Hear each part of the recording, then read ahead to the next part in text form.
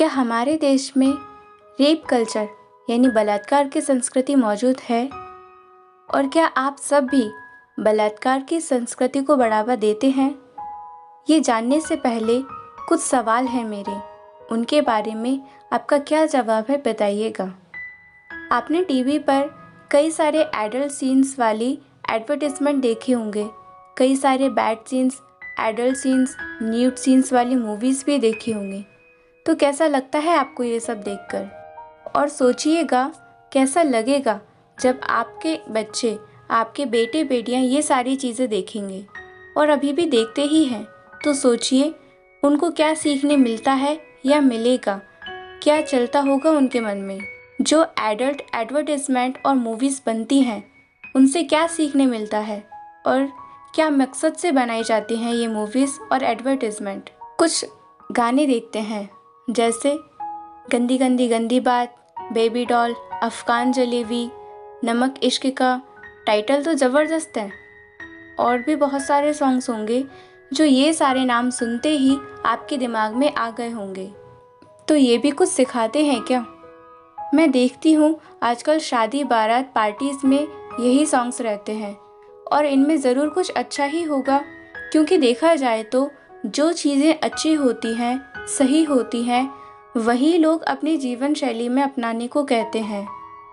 और अभी ये जो सारे सॉन्ग्स के मैंने नाम लिए, मूवीज़ हैं, इनको भी किसी न किसी तरह से अपनाया ही है सभी ने, क्योंकि अगर ये गलत होते तो लोग इनको बंद करने के लिए आवाज़ उठाते। पर सबको ये सही लगे होंगे, इसीलिए सब बड़े चाव से इन्हें देखना और सुनना पसंद करते हैं, है ना? तो मेरे सवाल हैं, अगर ये सब सही है तो कैसे, और गलत है तो किस तरह से गलत है? इन सवालों का जवाब कमेंट करके ज़रूर देना। अब आगे बढ़ते हैं और जानते हैं रेप कल्चर हमारे देश में मौजूद है या नहीं। जैसा कि मैंने पिछली वीडियो में बताया था कि रेप कल्चर यानी बलात्कार की संस्कृति वह संस्कृति है जिसमें किसी न किसी तरह से उस महिला पीड़िता को ही उसके साथ हुए अन्याय के लिए जिम्मेदार ठहराया जाता है और बलात्कारी दोषी को बचाया जाता है। तो जानते हैं कि लोग कैसे इस परिभाषा को सही साबित करते हैं, और यही वो लोग हैं जो रेप कल्चर को बढ़ावा देते हैं। पहला, बलात्कार का सामान्यीकरण यानी नॉर्मलाइजेशन।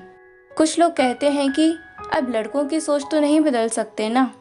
कुछ कहते हैं भाई की बराबरी करने की कोशिश मत करो, तुम अकेली नहीं हो जिसके साथ ऐसा हुआ, छोटी सी बात को इतना तूल मत दो। गांवों में सही जानकारी और शिक्षा के अभाव की वजह से घर के बड़े लोग महिलाओं को ये बात छोटी सी लगती है। बेइज्जती के डर से पीड़िता या घर के सदस्य इस अपराध के खिलाफ आवाज नहीं उठाते। मीडिया में बलात्कार कहने की बजाय इस अपराध को यौन उत्पीड़न, दुष्कर्म, छेड़छाड़ी जैसी शब्दों का इस्तेमाल करके अपराध की गंभीरता को कम करना।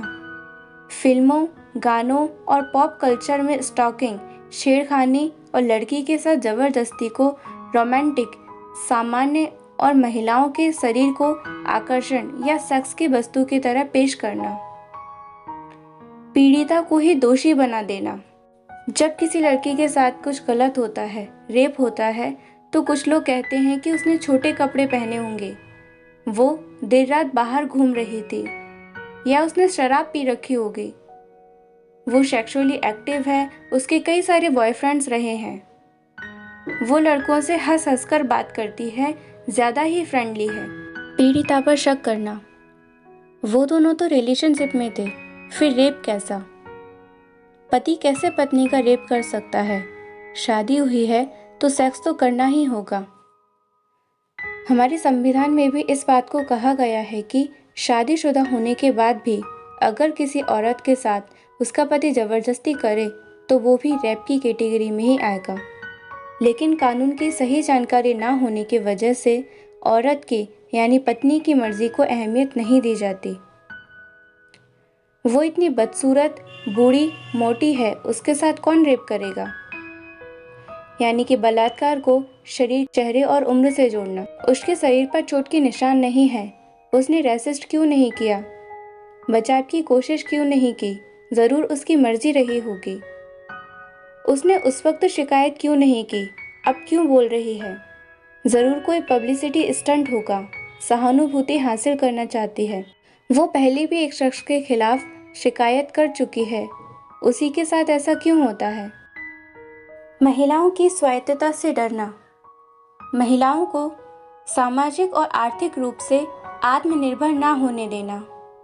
जितना ज़्यादा हो सके घर में रहने को मजबूर करना, उन्हें बाहरी दुनिया से दूर रखा जाना। वर्जिन होने को चरित्र की महानता से जोड़ना और महिलाओं की यौनिकता को काबू में करने की कोशिश करना। धर्म और परंपराओं का हवाला देकर औरतों को काबू में करने की कोशिश करना। बदले के लिए बलात्कार। यह भी बड़ी संख्या में देखा जा सकता है। जब कोई लड़की किसी लड़के को ना बोलती है तो लड़के उसे अपनी ईगो पर लेकर मर्दानगी दिखाने के लिए बलात्कार करते हैं या एसिड अटैक करते हैं। कहीं किसी पारिवारिक दुश्मनी से या कभी औरत को काबू में करने की मानसिकता से भी। इन सब के अलावा ऐसी बहुत सी बातें हैं जो रेप कल्चर को बढ़ावा देती हैं। मसलन बलात्कार को शर्मिंदगी से जोड़ना, बलात्कार पीड़िता और उसके परिवार का सामाजिक बहिष्कार, अपराधियों को सजा दिलाने को लेकर उदासीन रवैया, बलात्कार को राजनीतिक सामाजिक वजहों से और युद्ध के दौरान बदले के हथियार के तौर पर इस्तेमाल करना। देश की संसद में बलात्कार के आरोपों से घिरे लोगों का पहुंचना और बलात्कार के आरोपों का सामना कर रहे धर्म गुरुओं के पीछे लोगों की अंधभक्ति भी रेप कल्चर के कुछ उदाहरण हैं। इनमें से कुछ बातें आपको बड़ी लग सकती हैं और कुछ छोटी, लेकिन सच तो ये है कि इन सब की रेप कल्चर को बनाए रखने में कोई ना कोई भूमिका अवश्य है। एक बड़ी संख्या में देखा भाईचारा यानी कि ब्रो कल्चर, जिसमें मर्द एक दूसरे को बचाने की कोशिश करते हैं, एक दूसरे के अपराधों को ढकने की कोशिश करते हैं और एक दूसरे को मासूम दिखाने की कोशिश करते हैं। जैसे कि अरे वो तो इतना सीधा साधा लड़का है, वो कभी ऐसा नहीं कर सकता, मैं उसे अच्छी तरह से जानता हूँ। ब्रो कल्चर का एक बेहतरीन उदाहरण है #NotAllMen। कई बार हमने ये भी देखा है, जब कोई महिला किसी पुरुष को लेकर शिकायत करती है तो सभी इसे अपने ऊपर क्यों ले लेते हैं।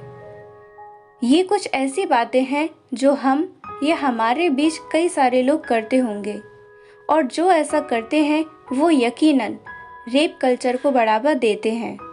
अगर हम अपने देश की बात करें तो हमारे देश क्या, रेप कल्चर, बलात्कार संस्कृति दुनिया के हर हिस्से में मौजूद है। हमारे यहाँ आज भी लोग यही बोलते हैं, लड़कियों को पढ़ना नहीं चाहिए, घर से बाहर नहीं निकलना चाहिए। कुछ लोगों का मानना ये है, पहले जो बाल विवाह होता था वो सही था और आज भी लड़के लड़कियों की कम उम्र में शादी कर देनी चाहिए। जो लोग वाकई ऐसा सोचते हैं वो यकीनन रेप कल्चर को बढ़ावा देते हैं। और जैसे कि वीडियो की स्टार्टिंग में हमारी बात हुई थी, अगर आपको ऐसा लगता है कि एडल्ट एडवर्टाइजमेंट, एडल्ट फिल्में, न्यूड सीन्स सिर्फ एक व्यवसाय हैं, उनसे रेप कल्चर का कोई लेना देना नहीं, वो सिर्फ लोगों के टाइम पास के लिए हैं, तो उनमें आपको कुछ गलत नहीं लगता और आपको ऐसा लगता है कि हमारे आगे आने वाली जनरेशन पर भी इसका कोई असर नहीं होगा, तो आप भी रेप कल्चर को बढ़ावा देते हैं। जय हिंद।